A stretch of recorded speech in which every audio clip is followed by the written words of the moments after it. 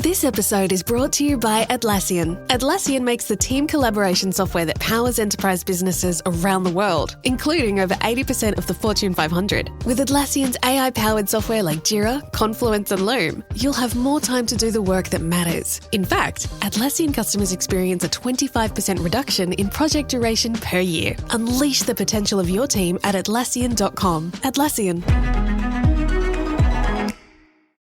For over 50 years, Burlington's legacy has been great deals on coats for all weather conditions. So before you're caught unprepared for the winter weather, head to Burlington for name brands, quality items, and surprising fits for every family member. Stock up on coats, sweaters, and accessories before the cold hits, so you can finally stop avoiding the elements and start living comfortably. Warm up at your nearest Burlington location less than 1 mile away. Burlington. Deals, brands, wow.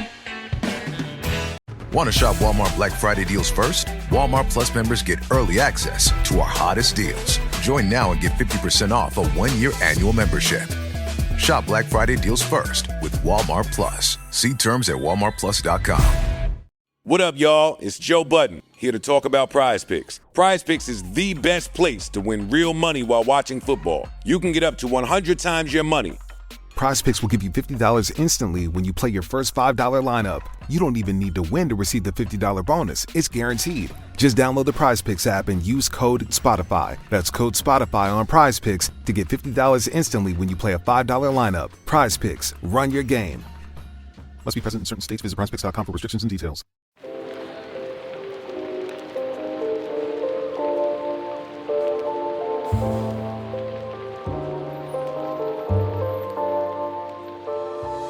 Welcome to Book Talk for Book Talk, a literary podcast where we deep dive into the writing of your favorite novels. Except today, we're interviewing a very special guest, Al Woodworth, senior editor on the Amazon Books editorial team. Al specializes in literary fiction, biography, and memoir. She has been in the book industry for more than 13 years and got her start as a book publicist at Henry Holt. Al also manages Amazon Literary Partnership, which provides grant funding to nonprofits that support writers. She lives in Brooklyn, and some of her favorite books include Tomorrow and Tomorrow and Tomorrow, Deacon King Kong, Crying in H Mart, Empire of Pain, Pachinko, The Heart's Invisible Furies, among many others. For more information, as well as insightful reviews of new books, author interviews, and editor-curated roundups in popular categories, visit the Amazon Book Review at amazon.com/Amazon Book Review. You can also follow the Amazon Book Editor's recommendations and conversations at Amazon Books on Facebook, Twitter, and Instagram. Welcome to the podcast, Al. Welcome. Thank you. Thanks so much for having me. It feels like genuinely almost like having a celebrity of like someone from Amazon is Amazon with us. Books? Oh my God. Amazon Books. Well, I'm so delighted to be here. You know, I'm part of a team that's picking the best books of the month and then the best books of the year so far. And so to talk with fellow book lovers and gush about the books that we love, I mean, there's no greater privilege than that. So very excited to chat with you both about so many wonderful books. And like, I mean, the way that people strive for like the Amazon ranking, the Amazon reviews, the Amazon just like getting into just some of those like best of lists and everything. So it is like this is the thing that people that authors strive for. So you are the one. Yeah, you hold so much power. So I would love to know first how you got into what you're doing as a senior editor for Amazon Books and doing all these reviews. Yeah, sure. So I've been in the publishing industry for more than 15 years. I started on the publicity side of things, so championing authors in that way, getting them reviewed in the New York Times or on NPR or on national TV, and then had various roles at Amazon, and then moved over about 4 years ago to the Amazon Books editorial team. And so we are a team of editors that every month are picking the best books of the month. We pick the best books of the year so far in the middle of the year, and the best books of the year at the end of the year. We're writing regularly on the Amazon Book Review. And so for me, this is like an absolute dream job. I've been at Amazon for almost 12 years now, and it's the job that I think I've been sort of striving for and wanted to get, because I think that there's no greater honor and a privilege in my mind to champion books, to champion authors, to help them find their readers. It's so much fun, and that is absolutely the mission of our team. And so it is, so many books are published, so many writers spend so many years working and crafting their stories. And so to be able to champion them, to shout from the rooftops and like the Amazon rooftop about how great these books are, it's so much fun. And it's a job that we take sort of very seriously. I love that. Yeah, I was just about to say I love this outlook that you have of you're championing the books, you're championing the authors. Because oftentimes, I don't know about you, Jack, but sometimes editors are the big unknown. You don't know if Mm, they're the big bad or not, but they're the ones that are reviewing, and sometimes it feels like they're out to get you. yeah. But I love this outlook that it's just about we want to acknowledge and celebrate hard Yeah. work. And I love the idea of like finding the right book for the right audience because there is an audience Hmm. for the right book. And it's such a magical combo because you can have this fantastic book and the wrong audience. Like Hmm. I can't stand The Count of Monte Cristo, but I Yeah. know people love it and I just can't do it. It's wrong audience. Completely. And I think that that's why our collection of editors on our team is so important. We have people Mm, that have really different tastes. And so Vanessa Cronin is our mystery and thriller reader and editor, and she is incredible at that genre. She is steeped in that knowledge. She's been sort of in that genre for the past like 15 years or something like that. So she wow. is so well read and can say, yes, this thriller is heart pounding because of X and Y reason, and it reminds Yep. me of this author. I can't necessarily do that deep in the mystery space. And so, as I said, sort of having this group of editors that are experts in each of their genres and fields feels like such a wonderful um, moment that we all have, because then we can have these really interesting and dynamic conversations. And I think to talk about the best books, I mean, that's what I think makes a best book, is that it's transcending a genre. So Mm, Vanessa, who's our mystery and thriller reader and editor, can then, if she's reading, for instance, James, which was our best book of the year so far, um, if she reads that and loves that, that tells us something. And same with our Yeah. yeah. romance editor, same with our nonfiction editors. And so to have those kind of discussions with all of these different sort of mindsets and areas of expertise it's very fulfilling. But then I think it allows us to make a list that hopefully resonates with readers and customers. Yeah. So so it's almost like someone reads a book and they're just like, this is an amazing book. Everyone has to read it type of thing. Like everyone just kind of hands it over when it's like, this is the one. I mean, that's like a little bit of a simplified version of it, but Oh yeah, okay. absolutely, I mean, every month we're picking the best books of the month. And so we have a Mhm. top 10 list, and then we have the top 10 in popular categories. So there's always a biography and memoir list. There's nonfiction, mystery and thriller, science fiction and fantasy, romance. And then when it comes time to picking the best books of the year so far, we sort of look back at our top 10 lists. We see if there's anything that we missed. And really, what are the books that we can't stop thinking about? What are the books that we Hmm. Mhm. can't stop talking about? What are the ones that sort of just stick with us? Like, and whether that's in your Yeah. heart or your brain, or just the ones that you keep recommending because they're conversation starters, because in some way they've changed you, because they've opened your mind. And Mhm. so it is sort of that sort of shared, I love this book, you've got to read this book. And that's sort of how we then refine and make a list that was hundreds of books down to the top Yeah. 20, for instance, for best of the year so far. It's almost like it says in your bio that Tomorrow is one of your favorite books. Mm. And it's like, I feel like when that one came out, there was just so many people that was like, this book, you have to read this book. And I think that came out last year, right? And I feel Hmm. like it still has such an impact. Completely. And I think to me, that's like it's such a good example of a book, because if you read sort of the description of what it's about, which is two good friends who start a video game empire, Mhm. um, I've never really played a video game in my life. I've never really had an inclination towards it or that much of an interest to it.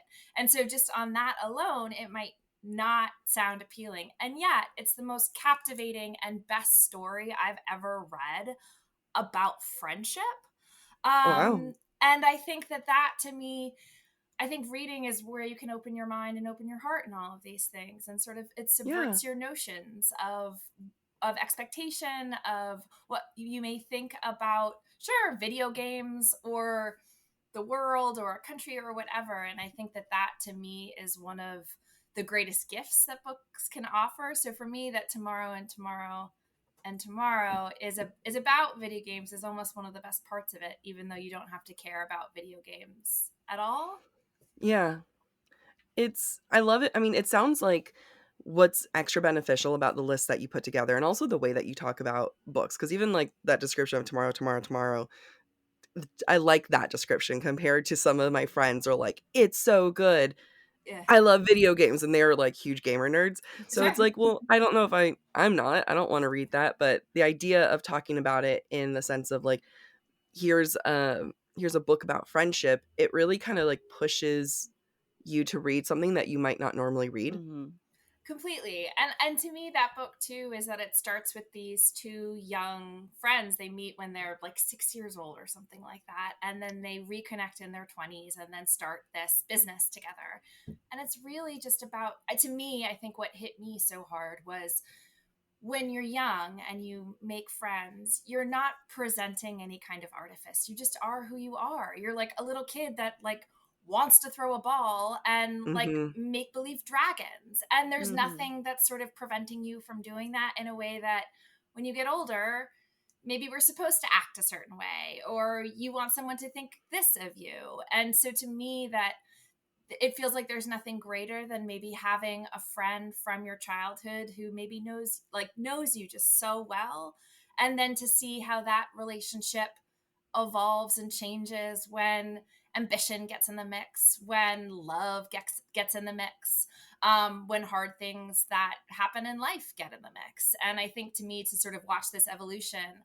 of these two characters is very, very satisfying. Well, you've convinced me to read it. I haven't read it yet, so I'll I put it know. on my list. I'm also so guilty of being a like romance reader. Like I read fantasy, I read a lot of other things, but like I am totally guilty of being one of those people that's like, well, if there's no love story, then I don't want it. But I know there's so many books that like are good and doesn't necessarily have to have a love story. Mhm. And, which is so funny because even when I talk to writers and talk about like their projects, I'm like, the love story is about the friendship, about the sisters. And I love that, where it's like, Yeah. especially if it's like female friendship or sisters, I love a sister dynamic book.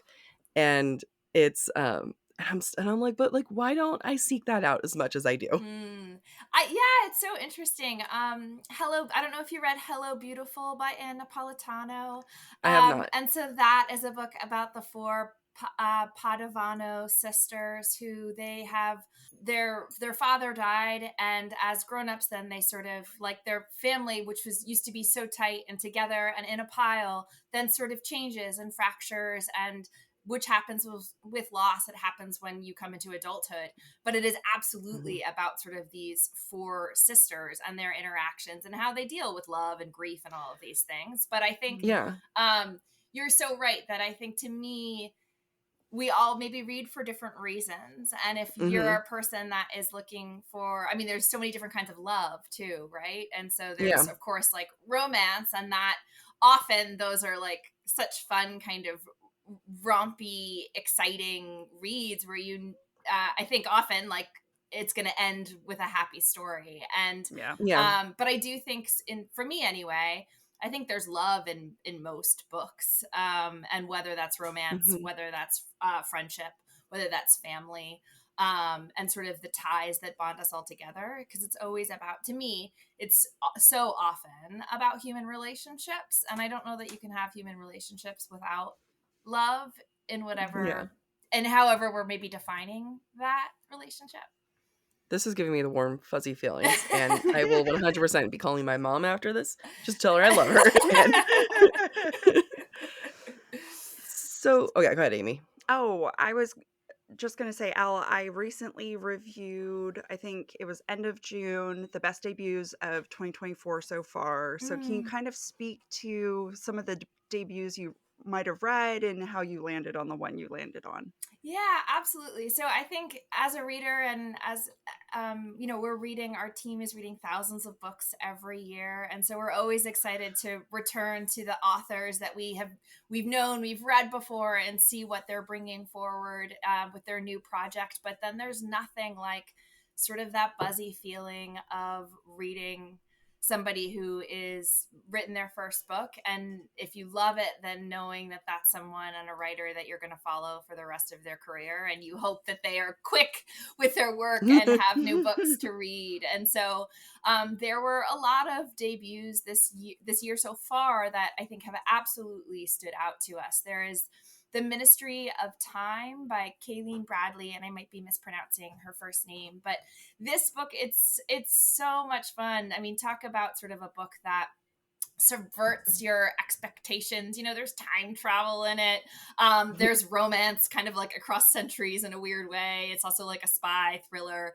It crosses so many genres, and yet the author's ability to, one, I think, just conceive of this sort of magical and entertaining story and actually pull it off is incredible. And to me, that's our number one pick.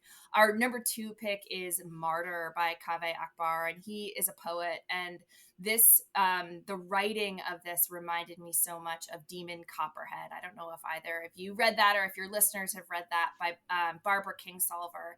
And it feels like this voice is just shot from a cannon. It's so unique. It's so sort of dazzling. It's a young Iranian American who he's in his 20s. He's in college. He's drinking too much. He's trying to make sense of his life. His mom passed away when he was really young, and he's trying to understand why and like what gives life value. And his mom died when he was very young, and she shouldn't have. And so what does that mean? And he is funny. He is searching. As I said, he's sometimes drunk, and so he goes off on these sort of tangents that, again, it just feels there's something very relatable about that, about trying to find your place in the world, and maybe not doing it cleanly, maybe doing it very messily, and also while trying to, he is a poet in real life, and then his character is wanting to be a poet and has this sort of big project that he's working on. And so integrating that in a way that, like, when you're young in your 20s, you have ambition, the world is in front of you, and so what do you do with that? That's one of my favorite books. And so I think, those are two maybe more literary books, but we have some romance books on that debut list. We have some thriller and mysteries. And so our hope with all of these lists is that whatever kind of reader you are, that we've got something for you. Yeah. And that's where, if you go to the Amazon book review, that's where we're writing about all of these books, and you can get just so much more context about why we love them, why they resonate, besides from just sort of being the best. Yeah, I've been wanting to branch out of the romance genre as much. I know my listeners are probably horrified right now. They're like, "What? Don't do that."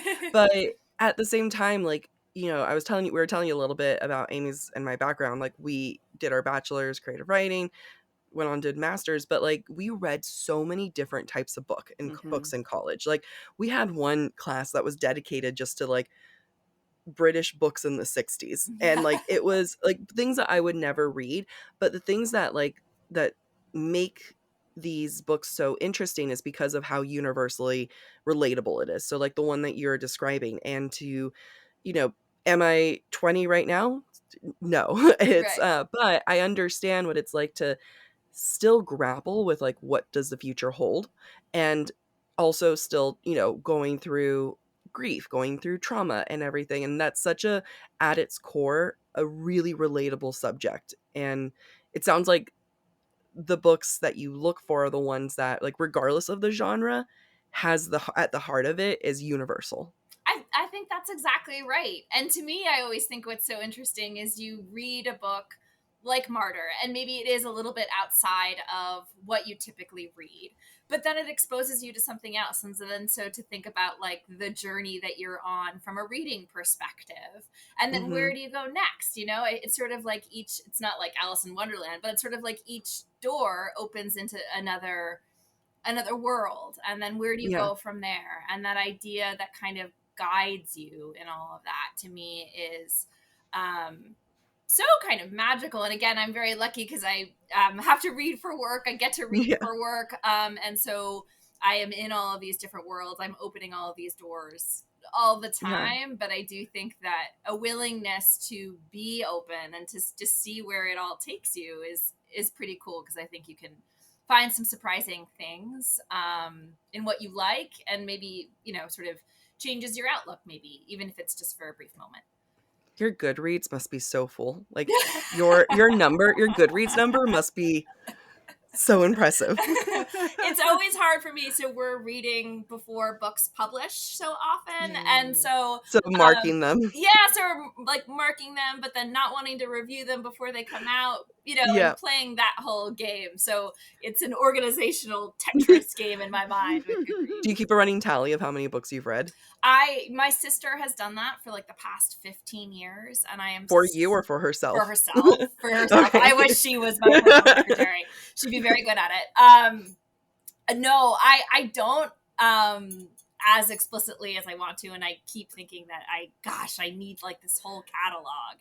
It would be so satisfying and interesting, but again, organizational Tetris. I feel like that would be such a great party trick of being like, I read 1,000 books. Totally. And I think too, you think about people, so many of my friends do that with wine or beer or whatever. And I think Goodreads shelves and stuff offers that ability, but how cool to go back and be like, oh yeah, I read this book.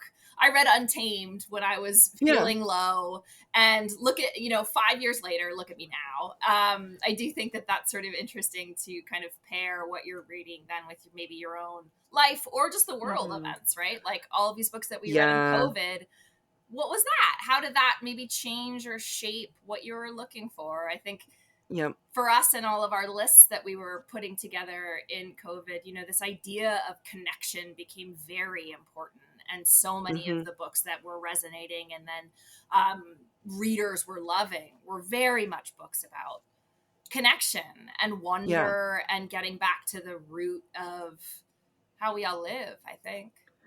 So you can really see the like trends between like what people are writing and what people are reading, depending on almost like where we are in the world. It sounds like that's really cool. Yeah, totally. It's pretty cool. So next year we will be celebrating 25 years of our best of the year program. So for 25 years, this team has put together a best of the year list, and it's evolved from being 20 books to 50 books to now 100 books. But it's very interesting to look back at those different lists and see what was the number one book of those given years, and then what are the books that feel like, wow, those are award winners, they're still bestsellers, they're still like very much in the zeitgeist, but what are the ones that maybe really captured that specific year? And so that is a very interesting way to kind of look at this broader world that we're living in, for sure. I think that's a really, really interesting concept, and I think that what readers have consumed previously impact their ability to appreciate what they're consuming now. We just recently did a book review for Holly Black's The Cruel Prince, and Jack had read it years ago when it first came out and didn't necessarily like it, and reread it and had a greater appreciation for it. And maybe it was ahead of its time. Maybe it was what she's been reading is influencing her view now, whereas what she was reading, I was mad I was like mad. I'm like, there's no romance in this. And then now I'm like, it's not about that. It's about her own journey. And so I was able to remove myself from that. That's a great example, Amy, where it's like, I was like in my 20s when I read that, and now I'm not. But I can see how like other people, like, if we're accustomed to the YA of Hunger Games and Divergent at the time, certain things are maybe beyond our scope of appreciation. Whereas now, if we're in this time period, we're romanticy is huge and booming, and you can have a greater appreciation for maybe something that came before it. Yeah, Mm-hmm. absolutely. I mean, we talk about this a lot on our team, and especially with authors like Rebecca Yarros. And Yeah. I don't read a lot in the romantasy genre. I am the first to admit that. And I did read The Fourth Wing, and to me, it reminded, like, what I loved so much about it was that it put me back to when I was a kid and I was reading Harry Potter. And so to Mhm. me, and like the Hunger Games and all of that. And so to me, I'm so curious about sort of the explosion of Rebecca Yarros in particular. And then how much does that kind of feed into that, like, so many people that are reading that book were maybe coming of age Yep. around Harry Potter, around Yep. the Hunger Games. And so part of it is actually this, like, tacit and kind of like in your bones nostalgia read. But then then you add sex and dragons and all this stuff Yeah. that is more maybe relevant to adulthood. Yes, yes. Right. And now a quick ad break. As we all know, Amy, I am a superhero because thick thighs save lives. However, those thighs sometimes need a little extra love, and Lumi has been so helpful for getting that inner friction taken care of there. I'll be honest, I've used Lumi in my pits, under my tits, between my hips. Actually, it's really my thighs, but close enough. What's even better is that Lumi was created by an OBGYN who saw firsthand how normal BO was and is constantly misdiagnosed and mistreated. The fact that an OBGYN is the one who created Lumi is what actually makes me feel a lot more comfortable of using it down there, because you don't want to just put anything there. No, that is like the number one rule. I was also really surprised of all the places that you could put Lumi. You have your under boob, you can have your butt crack, you can have your vulva, you can use it on your feet. It blows my mind that Lumi has been clinically proven to block odor all day and control your BO for up to 72 hours. I can't stand being sweaty or smelly. You know how I feel about smelling like an outside person. I was just telling my partner yesterday how much you hate smelling like an outside person. Lumi is baking soda free and paraben free, and the pH balance is safe for use below the belt. You can choose from a variety of fresh, bright scents like clean tangerine, lavender sage, or toasted coconut, and nothing has made me more happy than my lavender body soap going with my Lumi lavender sage scent deodorant. Lumi Starter Pack is perfect for new customers. It comes with a solid stick of deodorant, cream tube deodorant, 2 free products of your choice, like a mini wash or deodorant wipes, and free shipping. As a special offer for listeners, new customers get 15% off all Lumi products with our exclusive code. And if you combine the 15% off with the already discounted starter pack, that equals over 40% off their starter pack. Use code BOOKTALK for 15% off your purchase at lumideodorant.com. That's BOOKTALK at LUMIDEODORANT.com. And that's promo code BOOKTALK, BOOKTALK. This podcast is sponsored by BetterHelp.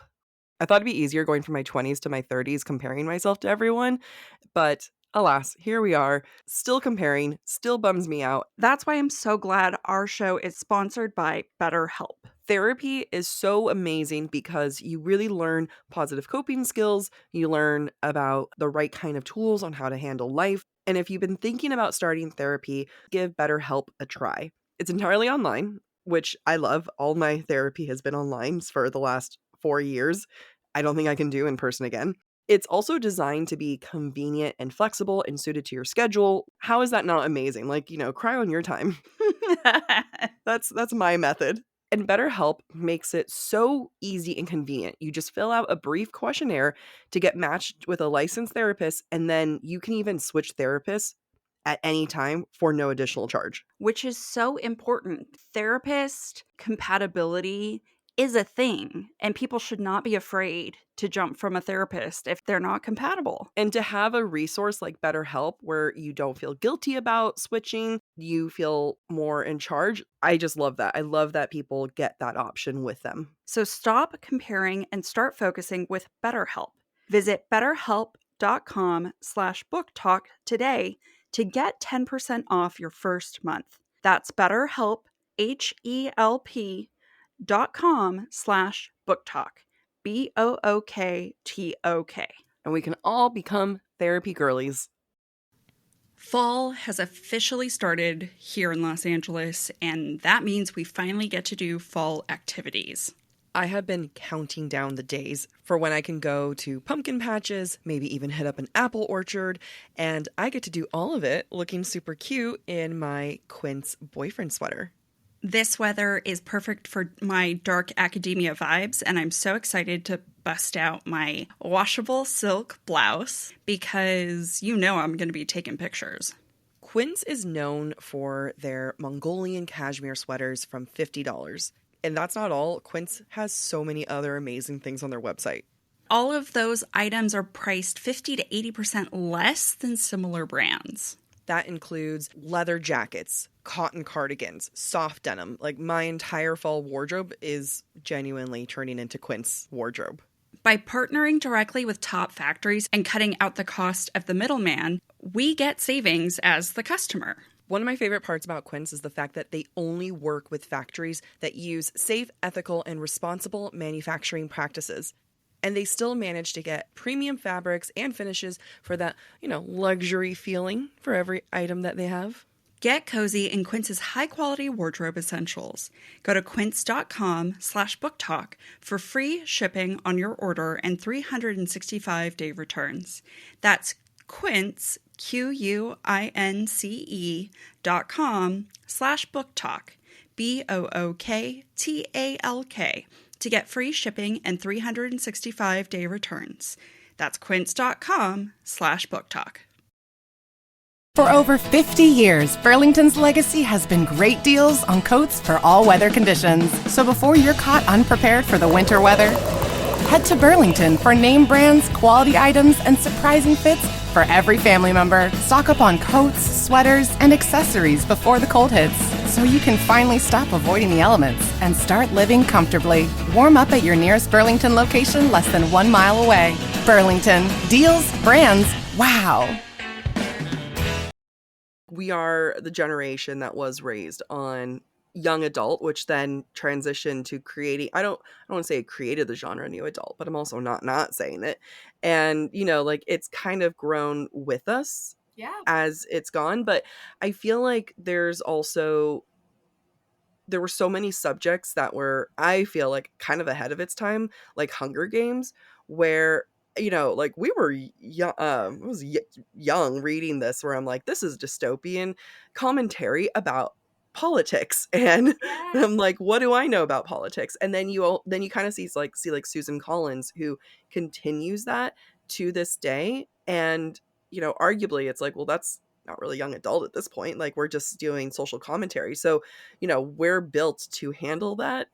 So I think I'm just saying that, all that to say, like, me should branch out of romantasy and try more, because it's like, I'm already, if I think about my roots, I'm built to handle larger conversations. Yeah, it's so interesting. I mean, I sort of remember being like, I don't really remember what age this was, but beginning to discovering Nicholas Sparks, and reading that before, not maybe before I should have, but I was not the demographic that he was necessarily writing for. And yet then The Notebook was made into a movie, which I think is all teens. I don't know if they do now anyway, but everybody watched that movie, right? Yep. And again, I think to connect back just to what you were saying before about reading romance, I mean, there's such a significant pull of that, and that emotional roller coaster then that you want to be on, that I think reading or even watching about somebody else's love life,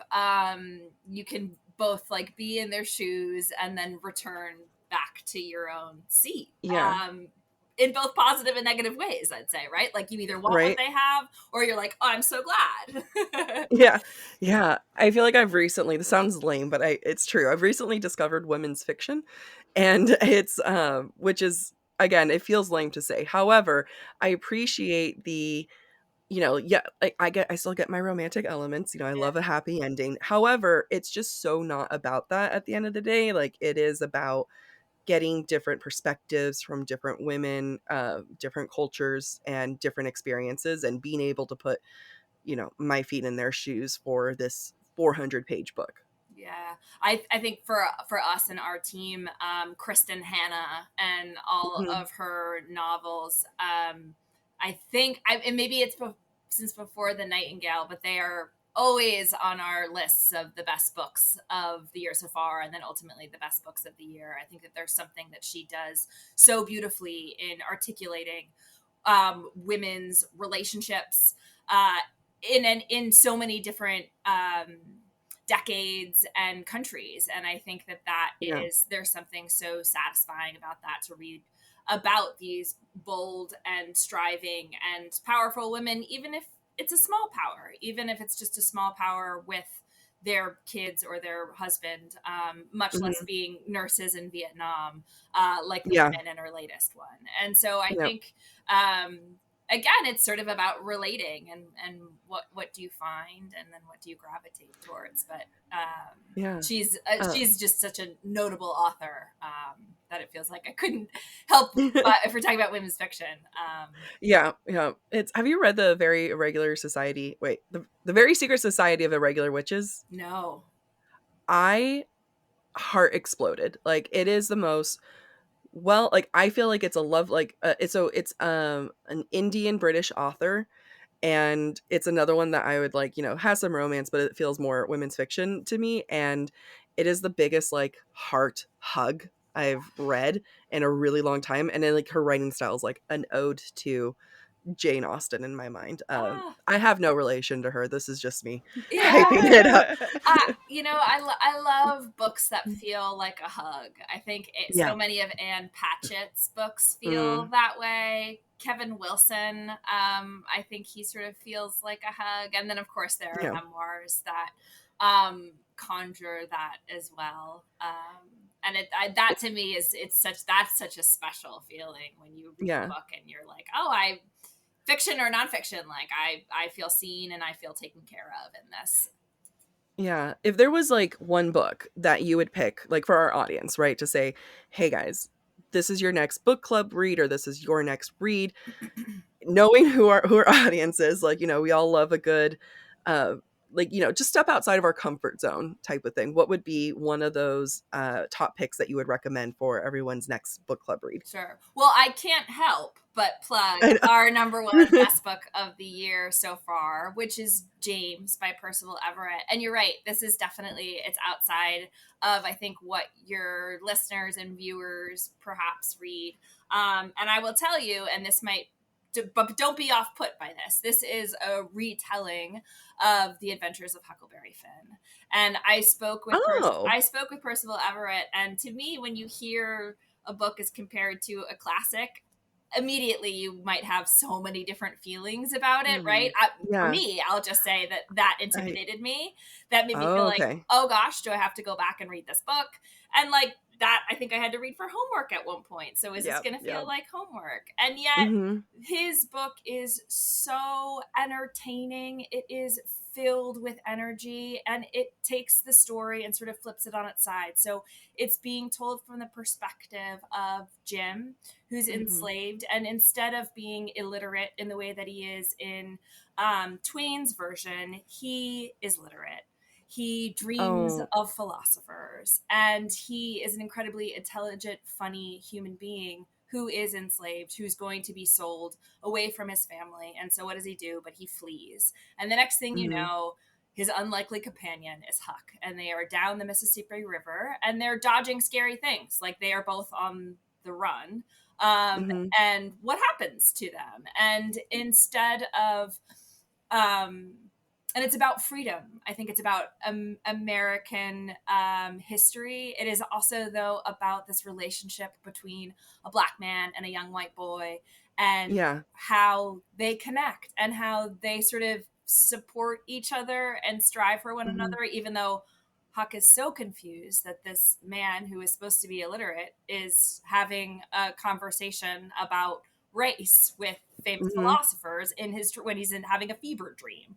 Yeah. And so to me, again, when we were sort of before talking about books that take you outside of your own shoes, but then surprise you.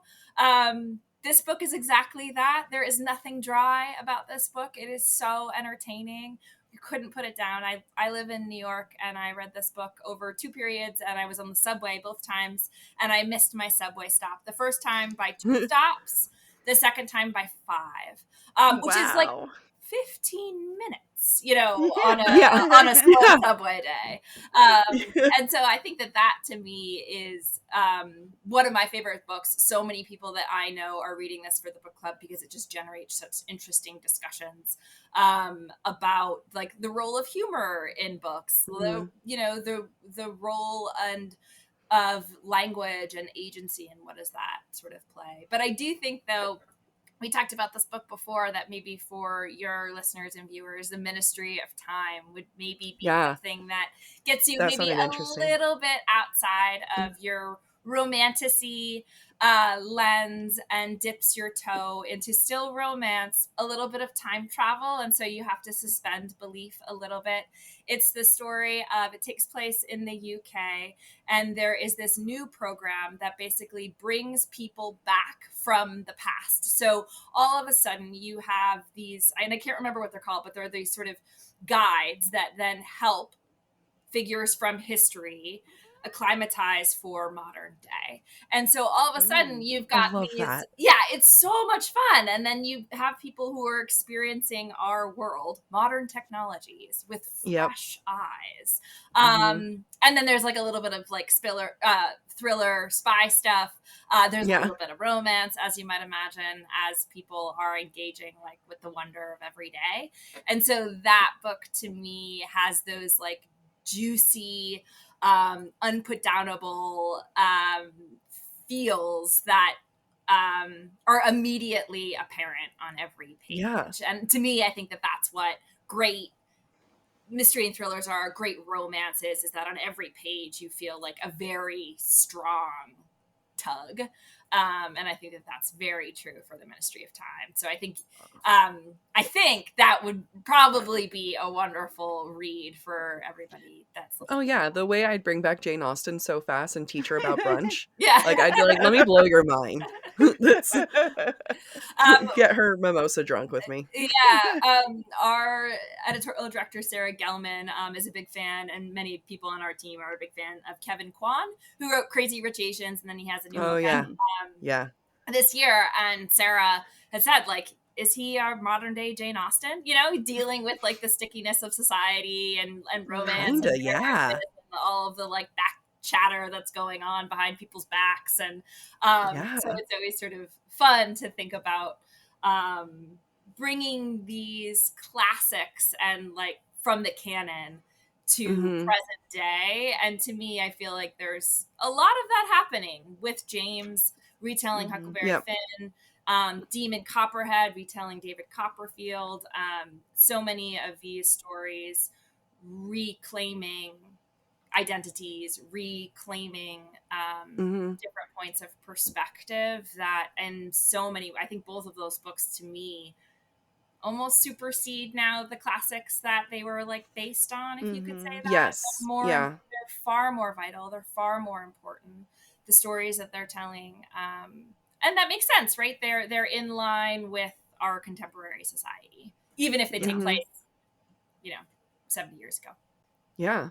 Yeah, that just makes me so excited because there's so many books that were written 100 years ago or more that we grew up reading that I love. And I think it goes back to the Rebecca Yarros conversation where it's that nostalgia factor Mm. where we get to re-experience these things, but in a context more appropriate for the society we're in now, or Mhm. grappling with the questions we want to grapple with as a society right now.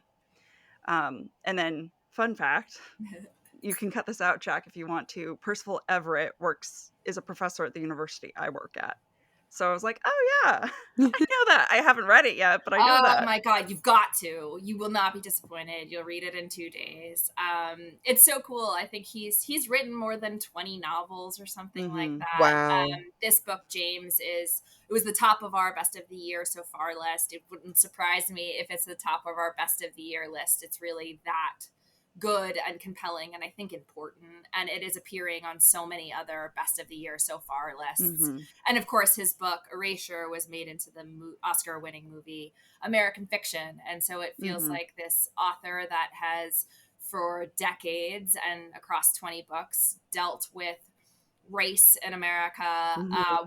with humor and with kind of Yeah. like searing precision, is having a very popular moment right now in our culture Yep. with this book and the movie, to me is very exciting. And I think hopefully so many people find James, and then maybe equally importantly find all of his other books, because they are Yeah. just as snappy and full of verve in the way that James is. And so that, I think too, whether you're finding a debut author and reading their first book and then are excited about all of their books, there's also something about finding an author and realizing, oh my gosh, they've got 10 books that they've written that I now Yeah. get to go dive into that. I mean, Yeah. Yep. I love that. that's such a thrill.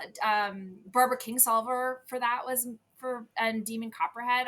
I've never read the Poisonwood Bible, despite Mm-hmm. everybody saying that you have to. And with that book, I bought so many more of them and added to them to these shelves and my Yeah. TBR pile.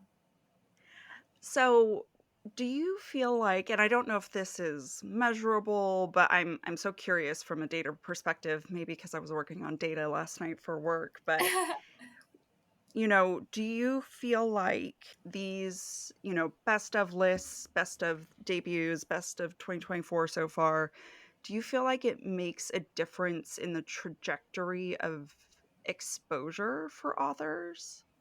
Uh, yeah, I think absolutely. I think that just and I think especially when these books then not only just appear on our list, but then appear throughout. And I Mm-hmm. think that there's such a measurable difference. I think for readers, you can immediately feel confident in picking up a new Mm-hmm. book and Yep. picking up a Mm-hmm. book that maybe you've never heard of the author, you've never heard of it, but Mm-hmm. here it is. And I think to me, I'm a person that's reading hundreds of books every year, but I Yeah. recognize that I am absolutely an anomaly. And so if you're only reading 5 books in a year, you want to make sure that the one that you pick up is great. And I think that Yeah. our list is Yeah. hopefully very helpful in that. I also think that for authors to be recognized on our list, on other lists, I mean, what a feather in their cap. And I think it, Yeah. from a really tactical perspective, it also offers them another moment in the sun after their book is published. And so to Yep. go and tout that and to naturally be able to talk about that in a way that isn't, that's natural, I guess. Yeah. Yeah. And so I think that is absolutely helpful and exciting to authors. And for us, it's always exciting when you then get the paperback version of a book and Mm-hmm. there's like a review from us and that it's been on our list. There's Yeah. something that's very Yeah. special about that. It's kind of like TikTok has really taken over a lot of times with like, what's coming up, things that are really popular. And I've seen people express sometimes frustration that they see the same books over and over, or Mhm. they just don't relate to it. And I can totally see where, like your Amazon's like best, book of the year so far, or best book of the year at the very end, where something like that is so valuable and is still Mm-hmm. so important to keep, because it's not just like, here's what's happening in on, like, because like in TikTok, like I'm in my own silo, so I see Sure. the same books over and over, like I am in my bubble. But having these lists are so important to, like, they've been vetted Yep. and they've been curated specifically for Mm-hmm. those. And I love that perspective of like someone who might read 5 books in a year. Yeah. Yeah. Yes, that's like, I forget, I forget that there's people who read 5 books in a year. Like, that makes sense. Like, you'd want it to be impactful. Yeah. And books cost money, and not Yeah. everybody has Yep. disposable income. So if they're going to spend the $25 on a hardcover, or the 15 on a paperback. They want to know that it's going to be something they want to keep and hold on to. Yeah, completely. And that's 100% understandable too. And I think it's totally something that we think about, Jack. And our, our top 20 list for the best books of the year so far. As I said, we're trying to capture books that are going to be interesting to all different kinds of readers. So our number 10 book is Kennedy Ryan's This Will Be Us. So she's an incredible romance writer. And yeah, that was one of the best books of the year so far. And so it's not only just about the top 20 in the category of romance, but then how does that relate to the broader list of books? And that, as I said, for us, we're always trying to think about that. And that's why we have a whole kind of category section for best of the month and then best of the year so far. And then, of course, best of the year. And I think for us, like doing a debut list for best of the year so far and best of the year, well, maybe people don't necessarily read in that way. I do think it's such an interesting way to champion new voices and give them the accolades that they deserve when that can be really challenging. And it's such a there's so many books out there, there's so many books that are published every year, and then you build on year over year over year, and then you have bookshelves that look like this. And there's so much to choose from. And so hopefully our lists are sort of reader friendly, and you can find something that appeals to you. Well, Al, you have done damage to my TBR. That's I will now be adding a lot more, and just kind of, I'm really excited about some of the books that you mentioned. So I know that I'll probably be getting through those quickly. I'm very fortunate. As we're recording this, it's Prime Day, so I'm hoping to find some deals on these. So tell us, where can everyone find these reviews? Where can they get all this information and just stay on top of it? Yeah, so you can go to the Amazon Book Review, and we are writing about books there every day. We're putting together roundups of themes. We are writing about the best books of the month there. We're interviewing authors. We're asking celebrities what they're reading and loving. And so that is all on the AmazonBookReview.com. And then you can also go to Amazon.com/best books so far, and that's where that best books of the year so far list is. And you can check out the top 20 and then all of the popular categories that we have.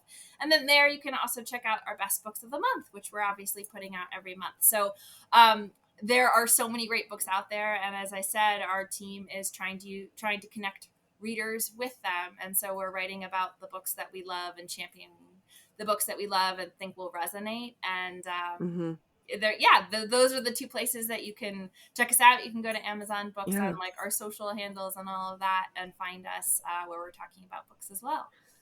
Thank you so much. And just thank you for the work, genuinely, putting the time, and you and your team and everything, because literature is so important, and it is, I think it's it should be respected in the way that, you talk about it, and the way that it sounds like your team approaches it is with a lot of consideration and respect. So, thank you guys for continuing that. Yeah, thank you guys too. I think you're doing the same, in promoting books that you love and having a discussion about them. And I think too, reading, is so important. It's, I think, fundamental to society, and to foster an environment where we can talk about these books, to recommend these books, and just to sort of, at its core, promote the value of them it's such an honor, and you guys are doing that too. And so it's been such a delight to talk to you this morning. It's so much fun. Thank you. One of the best parts of the job is to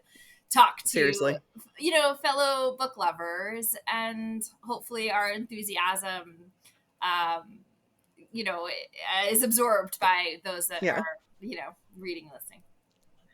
Thank you so much. And hopefully hopefully we'll have you back, because I really want to keep talking about books and stuff, but alas, we can't have a 3-hour episode.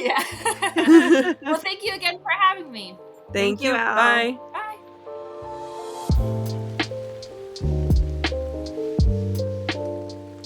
Thank you for listening to this week's episode of Book Talk for Book Talk. We encourage you to rate and subscribe to our show on your preferred podcast listening platform. Next week, we'll be diving into the world of House of Sky and Breath by Sarah J. Maas. If you are enjoying the podcast, please visit our website, booktalkforbooktalk.com, to view our latest merch and learn about supporting the show through Patreon, Ko-Fi, or Venmo. You can also follow us on TikTok or Instagram at the handle booktalkforbooktalk. Bye.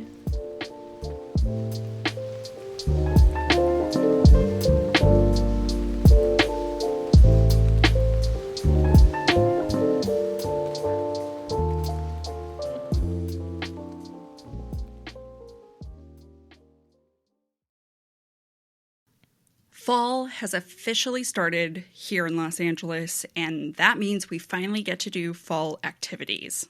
I have been counting down the days for when I can go to pumpkin patches, maybe even hit up an apple orchard, and I get to do all of it looking super cute in my Quince boyfriend sweater. This weather is perfect for my dark academia vibes, and I'm so excited to bust out my washable silk blouse because you know I'm going to be taking pictures. Quince is known for their Mongolian cashmere sweaters from $50. And that's not all. Quince has so many other amazing things on their website. All of those items are priced 50 to 80% less than similar brands. That includes leather jackets, cotton cardigans, soft denim. Like, my entire fall wardrobe is genuinely turning into Quince wardrobe. By partnering directly with top factories and cutting out the cost of the middleman, we get savings as the customer. One of my favorite parts about Quince is the fact that they only work with factories that use safe, ethical, and responsible manufacturing practices. And they still manage to get premium fabrics and finishes for that, luxury feeling for every item that they have. Get cozy in Quince's high-quality wardrobe essentials. Go to quince.com/booktalk for free shipping on your order and 365-day returns. That's Quince, QUINCE.com/booktalk, BOOKTALK, to get free shipping and 365-day returns. That's quince.com/booktalk.